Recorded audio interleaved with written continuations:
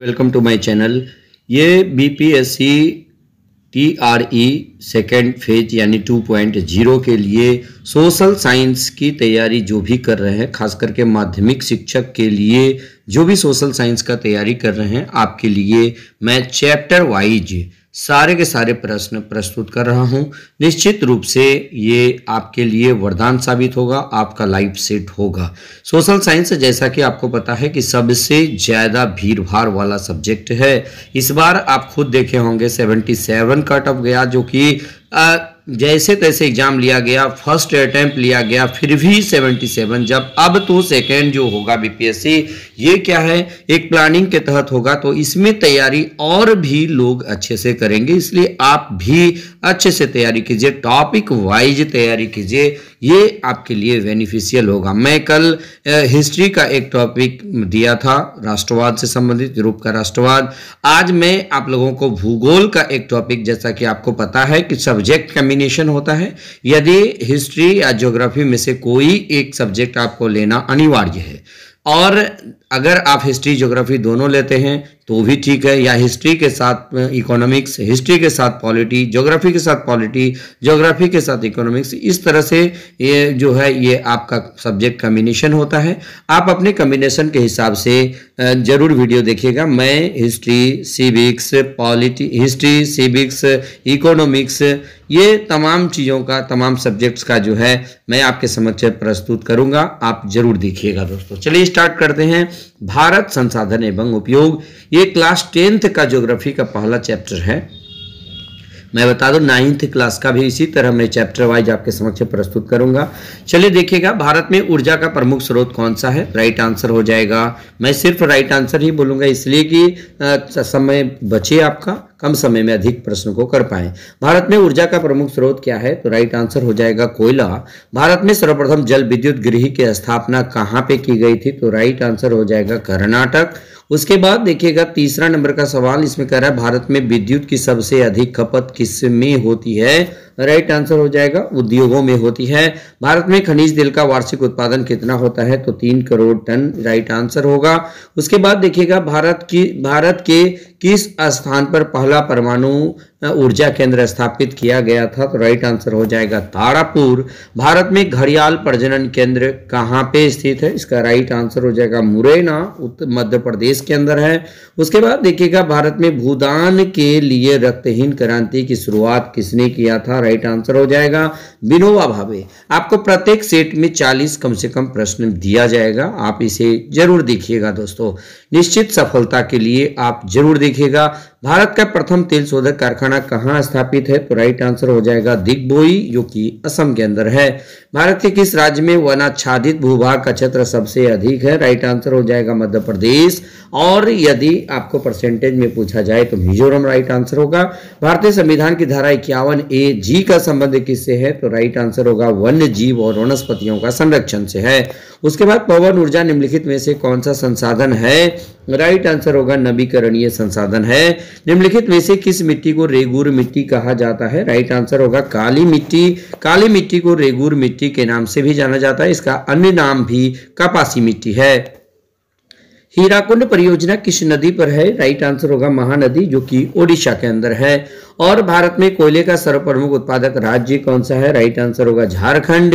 भारत में कितनी खनिज पाए जाते हैं? इसका राइट आंसर होगा, यदि आप सरकारी किताब देखिएगा तो 100 से अधिक होगा, यानी कि यहाँ पर ऑप्शन घ नंबर दिया गया है, लेकिन आप सरकारी किताब के अनुसार देखिएगा तो भारत में खनिज कितने पाए जाते हैं? लगभग 100 से अधिक, इसलिए आप 100 ही आंसर कीजिएगा तो बेहतर है। उसके बाद देखिएगा भारत में बॉक्साइट का सबसे बड़ा उत्पादक राज्य कौन सा है? राइट आंसर हो जाएगा ओडिशा। भारत का निम्न में कौन सा राज्य मैग्नीज का सबसे बड़ा उत्पादक राज्य है? राइट आंसर हो जाएगा मध्य प्रदेश। उसके बाद भारत का लोहा किस देश को निर्यात किया जाता है? राइट आंसर होगा जापान। और कौन भारत का सबसे बड़ा लौह उत्पादक राज्य है? राइट आंसर होगा कर्नाटका। भारत के किस राज्य में सौर ऊर्जा के विकास का सर्वाधिक संभावनाएं हैं? राइट आंसर होगा राजस्थान। उसके बाद देखिएगा निम्न में कौन सा जानवर केवल भारत में ही पाया जाता है, तो राइट आंसर होगा ये डॉल्फिन, जिसको राष्ट्रीय जीव घोषित किया गया है। भारत का राष्ट्रीय पक्षी कौन सा है, राइट आंसर होगा मोर।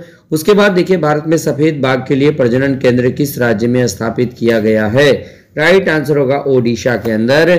इनमें कौन शाकाहारी नहीं है, तो भेड़िया शाकाहारी नहीं है, जबकि गैंडा, हिरण और बारहसिंगा शाकाहारी है। उसके बाद देखिएगा निम्न में कौन वन और वन्य प्राणियों के विनाश का कारण नहीं बनता है, राइट आंसर होगा व्यापार की वृद्धि। ये वन और पर्यावरण का या वन्य प्राणियों का विनाश का कारण नहीं बनता है। डाकुओं की अर्थव्यवस्था का संबंध किससे है, संसाधनों के अनियोजित विदोहन से है, यानी जैसे तैसे प्रयोग जो हम लोग कर लेते हैं, ये डाकुओं का अर्थव्यवस्था कहलाता है। सोपानी कृषि किस राज्य में प्रचलित है, राइट आंसर हो जाएगा उत्तराखंड में। और पंजाब में भूमि निम्नीकरण का मुख्य कारण क्या है, राइट आंसर होगा अधिक सिंचाई, यानी इसी को हम लोग बोलते हैं जलाक्रांतता। और मरुस्थलीय मृदा का विस्तार निम्न में से कहाँ हुआ है, राइट आंसर है मरुस्थलीय मृदा का विस्तार कहाँ पे हुआ है, ख नंबर यानी राजस्थान के अंदर हुआ है। मेढक के प्रजनन को नष्ट करने वाला रसायन का क्या नाम है, राइट आंसर होगा एंड्रीन है। यानी अब तक हम लोग 30 प्रश्न को देखे, हम लोगों को 40 प्रश्न करने हैं। चलिए उसके बाद हम लोग देख लेते हैं अगला सवाल। इसमें कह रहा है क्या, लौह अयस्क किस प्रकार का संसाधन है, तो राइट आंसर होगा नवीकरणीय योग्य संसाधन है, यानी कि इसको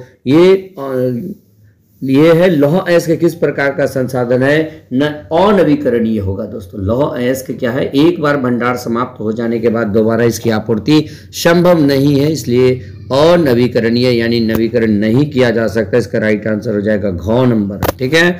उसके बाद कोयला किस प्रकार का संसाधन है, तो देखिएगा कोयला भी अनवीकरणीय संसाधन है, लौह अयस्क भी अनवीकरणीय, गलत आंसर किया गया था, आप इसे नहीं देखिए। उसके बाद देखिएगा मोनाजाइट रेत में कौन सा खनिज पाया जाता है, इसका राइट आंसर क्या हो जाएगा, थोरियम पाया जाता है, और ये केरल के तट में सर्वाधिक मात्रा में पाई जाती है। उसके बाद बिहार झारखंड में देश का कितना प्रतिशत अबरक का उत्पादन होता है, राइट आंसर होगा 80% अबरक का उत्पादन होता है बिहार और झारखंड में। किस राज्य में खनिज तेल का भंडार है, तो इसका राइट आंसर होगा असम। और गोंडवाना समूह के कोयले का निर्माण कब हुआ, 20 करोड़ वर्ष पूर्व, यानी गोंडवाना समूह के कोयले का निर्माण 20 करोड़ वर्ष पूर्व हुआ है। और प्राकृतिक गैस किस खनिज के साथ पाया जाता है, इसका राइट आंसर हो जाएगा पेट्रोलियम के साथ पाया जाता है। और देखिएगा निम्नांकित किस खनिज में भारत सुसंपन्न है, इसका राइट आंसर हो जाएगा लोहा, यानी कि भारत लोहा में सुसंपन्न है। इनमें कौन पत्तन लोहे का निर्यात नहीं करता है, राइट आंसर हो जाएगा मुंबई नहीं करता है, जबकि पारादीप, कोलकाता और विशाखापट्टनम करता है।